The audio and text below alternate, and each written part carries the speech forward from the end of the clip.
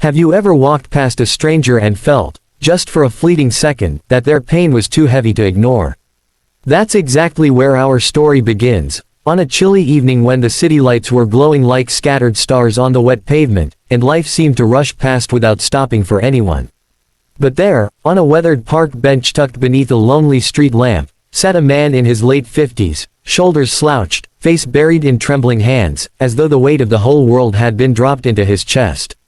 People passed by without a glance, umbrellas shielding them from the drizzle, their minds preoccupied with deadlines, dinners, and destinations.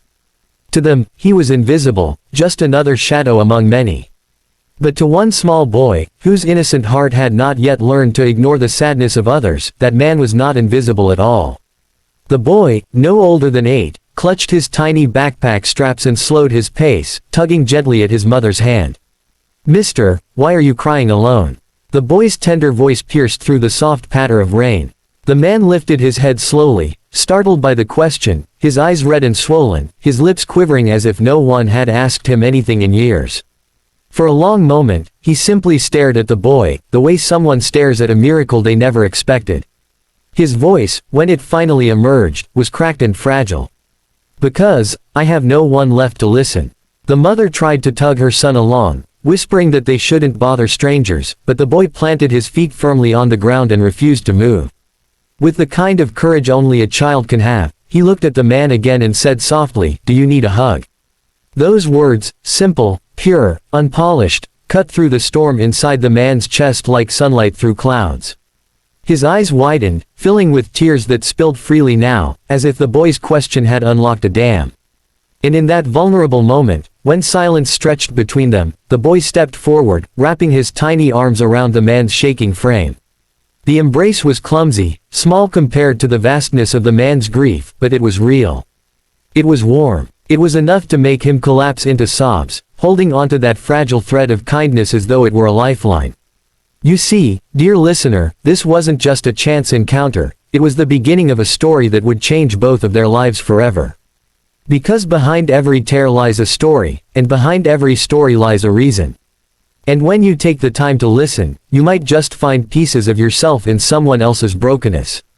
That night, under the dim light of a lonely lamp, the man told the boy things he had not spoken aloud in years.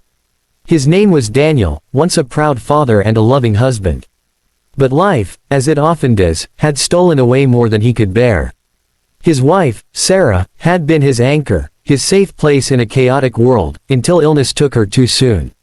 His daughter, Lily, whom he adored beyond measure, had drifted away after a bitter argument years earlier, choosing silence over reconciliation. And now, all that remained was the echo of laughter in an empty house, photographs collecting dust, and a heart that grew heavier with every sunrise. "I sit here every evening," Daniel confessed, his voice trembling, "hoping someone will notice me. Hoping someone will see that I am still here, even if I don't feel alive anymore." The mother, who had intended to pull her son away, found herself frozen in place, tears forming in her own eyes as she listened. The boy tightened his hug, whispering, "You're not alone anymore, mister. I see you." Those words were more healing than any medicine, more powerful than any sermon. They planted a seed in Daniel's weary soul, a seed of hope that maybe, just maybe, life could still hold moments of connection worth living for. And as the rain cleared and the night sky revealed scattered stars, the boy finally pulled back, his smile as bright as the moon. He didn't know the weight of what he had done, nor did he understand how his simple act of kindness had just saved a man from giving up entirely. But he knew one thing, the world felt different now. Kinder, softer, more alive. That night, as mother and son walked away, Daniel whispered a silent promise to himself: he would not give up.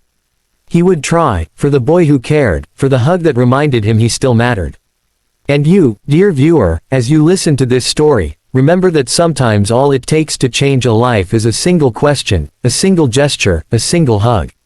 So let me ask you now, if this story touched your heart, if it made you pause and feel something deep within, would you give us your support? Hit the like button, subscribe to the channel, and share this story with someone who needs a reminder that they are not alone. Because somewhere out there, someone is waiting for you to notice, someone is waiting for your kindness, and you never know, you might just save their life with it. Have you ever wondered how one small moment, a word, a smile, a hug, can ripple through someone's life and change everything that follows. That's exactly what happened to Daniel after that rainy evening in the park. For years he had walked like a ghost, his heart hollow, his mind weighed down by memories he thought would destroy him. Yet now, every morning, when the loneliness threatened to swallow him whole, he remembered the little boy's voice, "Mister, why are you crying alone? Do you need a hug?" And it echoed in his soul like a lantern glowing in the dark. He could not shake it off, nor did he want to. That simple act of kindness became the thread pulling him back toward life. At first, the changes were small. He started leaving the house earlier, walking to the same park bench where he had once broken down. He carried fresh flowers in his pocket, something he hadn't done since Sarah's funeral. He even smiled at strangers, though the smile felt fragile, like glass that could shatter if handled too roughly. Yet people began to notice him again. A nod from a passerby, a gentle greeting from the old man who walked his dog, even the street vendor who sold him tea began to ask, "How are you today?" They were tiny gestures, but to Daniel they were monumental, proof that the world hadn't completely forgotten him. Still, one wound remained unhealed, his daughter, Lily. Every night, he would sit in his dimly lit living room, staring at her photograph on the mantel, the laughter of her teenage years echoing in his ears. The pain of their last argument replayed in his mind like a cruel loop. She had wanted freedom, independence, dreams he couldn't understand at the time. His stubbornness, his inability to let her go her own way, had pushed her out the door. And pride, his greatest enemy, had kept him from reaching out. Years had gone by, and silence had become a wall taller than any mountain. But after the boy's hug, Daniel began to wonder if maybe it wasn't too late. Maybe there was still a chance.